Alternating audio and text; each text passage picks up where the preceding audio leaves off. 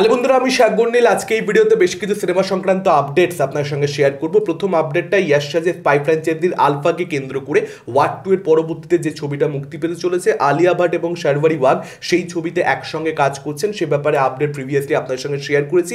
শিব রাওয়েল পরিচালিত এই ছবিতে কিন্তু মানসী চিল্লারকেও আপনারা দেখতে পাবেন। বলা তো হচ্ছে একটা ইম্পর্টেন্ট ক্যারেক্টার তার থাকবে, এবার দেখা যাক সত্যিকারের ক্যারেক্টারটার ইম্পর্টেন্স কতটা থাকে বা না থাকে। আমার তো মনে হচ্ছে না খুব একটা ইম্পর্টেন্ট ক্যারেক্টার এখানে মানুষকে দেওয়া হবে। যদি সেটা দেওয়া হয় ডেফিনেটলি সেটা একটা পজিটিভ ব্যাপার যে এখানে এতগুলো ক্যারেক্টারকে তারা আনছে এবং একসঙ্গে এতগুলো নারী চরিত্রকে আমরা দেখতে পাবো এবং স্পাইয়ের ভূমিকাতে অবশ্যই সেক্ষেত্রে স্পাই ফ্র্যাঞ্চাইজি বড় হতে থাকছে। দেখা যাক শেষ অবধি কী হয়। তবে মানসী চিল্লার মানে কোথাও না কোথাও একটা না আড্ডা করে ছবি তো সে পেতেই থাকছে, বক্স অফিসে পারফরমেন্স যেরকমই হোক না হোক। এর পরবর্তী আপডেটটা প্রিয়দর্শনকে নিয়ে। প্রিয়দর্শনের সঙ্গে অক্ষয় কুমারের কোলাবোরেশন আমরা কিন্তু আরও একটা ছবিতে দেখতে পেতে চলেছি, ভূত বাংলা ছাড়াও। যদিও এটা কিন্তু কমেডি হবে না, এটা কিন্তু থ্রিলার ছবি হবে। ওপ্পামের রিমেক প্রিয়দর্শন করতে চলেছেন, যেখানে একটা important character Akshay Kumar play করবে। যদিও লিড রোলটা কিন্তু প্লে করবেন সাইফ আলী খান।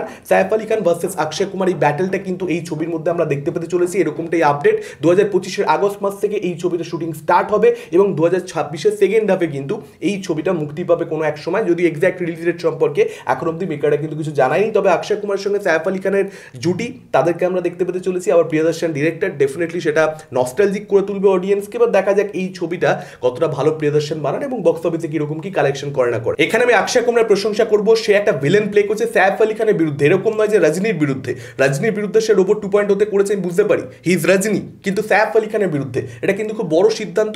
এবং সে যে মাঝখানে কোনো ধরনের ইগোকে আনছে না ভিলেন প্লে করবার ক্ষেত্রে। কারণ দেখুন, অক্ষয় কুমার হাতে ছবির অভাব রয়েছে যে কারণে এই ছবিটা করছে তা তো নয়।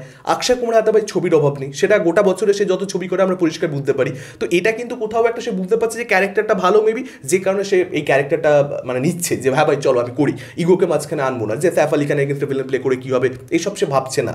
ছবি যদি তার করবারই হতো সে আরও 10টা ছবি করে ফেলতে পারে যেখানে সে হিরো করতে পারবে, কিন্তু সে ভিলেন করছে। তো এটা কিন্তু অ্যাকচুয়ালি ভালো, প্রশংসনীয়। এর পরবর্তী আপডেটটা দীপিকা পাদুকোনকে কেন্দ্র করে। স্পিরিটে তাকে আপনারা প্রভাসের বিপরীতে দেখতে পেতে চলেছেন। কালকির পর তারা আরও একবার কোলাবোরেট করতে চলেছে, এরকমটাই কিন্তু আপডেট। সন্দীপ রেড্ডি ভাঙ্গার প্রথম চয়েস তার ফিমেল লিড হিসেবে স্পিরিটের জন্য দীপিকা পাদুকোনই ছিল।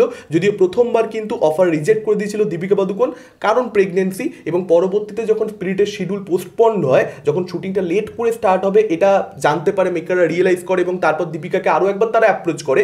দীপিকা কিন্তু তখন রাজি হয়ে যায়। এটা টিল ডেট দীপিকার সবচেয়ে লেয়ার্ড ক্যারেক্টার হতে চলেছে, সন্দীপ রেড্ডি ভাঙ্গার সবচেয়ে স্ট্রং ফিমেল ক্যারেক্টার হতে চলেছে, এরকমটাই কিন্তু আপাতত আপডেট আসছে। এবং যদি এই কথাগুলো সত্যি হয় সেক্ষেত্রে একটা এক্সট্রাঅর্ডিনারি পারফরমেন্স আমরা দীপিকার থেকে যে পেতে চলেছি সেটার ব্যাপারে আপনারা নিশ্চিত থাকতে পারেন। কারণ সন্দীপ রেড্ডি ভাঙ্গার ছবিতে যারা অ্যাক্টিং করে তারা প্রথম কথা তো কেপেবল অ্যাক্টার্স হয়। দেখুন, শাহিদ হোক, রণবীর কাপুর হোক, অনিল কাপুর হোক, প্রত্যেকে কেপেবল অ্যাক্টার, বা ববি দেওয়াল, এবং তারা যে দুর্দান্ত পারফরমেন্স দেবে, তাদের লেভেল বেস দিয়ে দেবে, সেটা সন্দীপ রেড্ডি ভাঙ্গা মেকশিওর করবে, আপনারা নিশ্চিত থাকতে পারেন। তো ছবি যেরকমই হোক না কেন, ভালো হবে না খারাপ হবে, স্ক্রিন প্লে রুলস কতটা মানবে না মানবে ভগবান জানে, কিন্তু দীপিকার ক্যারেক্টারটা মানে এটা দেখবার জন্য আমি মুখিয়ে থাকছি। এর পরবর্তী আপডেটে এনটিআর নীলকে কেন্দ্র করে, অর্থাৎ জুনিয়র এনটিআর এবং প্রশান্ত নীলের কোলাবোরেশন। আপনারা সকলেই জানেন শুটিং অলরেডি স্টার্ট হয়ে গেছে, 2026-এ মুক্তি পাবে, বহু দেরি রয়েছে। তবে এই ছবিটার একটা গ্লিমস জুনিয়র এনটিআরের জন্মদিন উপলক্ষে মে মাসের 20 তারিখে, এই মে মাসেই আসতে চলেছে এবং এই গ্লিমসটা দেখবার জন্য অপেক্ষা করা যাচ্ছে না। আফটার অল প্রশান্ত নীলের ছবি, জুনিয়র এনটিআরের ছবি, তো আশা করবো গ্লিমসটা একটু বড় হবে, খুব ছোট কিছু হবে না। একটা আনতে হয় বলে এনে দেওয়া সেটা করা উচিত হবে না মেকারদের থেকে, কারণ প্রথম যে জিনিসটা ড্রপ করা হয় সেটা কিন্তু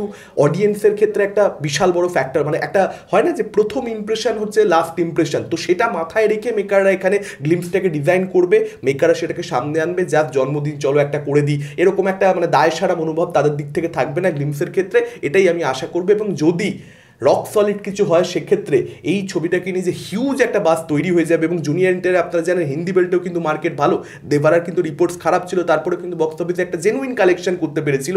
সেখানে এই ছবিটা টিজারটা মানে গ্লিমসটা ইম্পর্টেন্ট হতে চলেছে। এর পরবর্তী আপডেটটা আল্লু অর্জুনকে কেন্দ্র করে। আল্লু অর্জুনের পরবর্তী ছবি অ্যাটলির সঙ্গে, আপনারা জানেন টাইটেল তো এখন অব্দি অ্যানাউন্সমেন্ট হয়নি, যদিও প্রজেক্টটাকে অ্যানাউন্স করে দেওয়া হয়েছে যে হ্যাঁ এরকম একটা ছবি আসছে।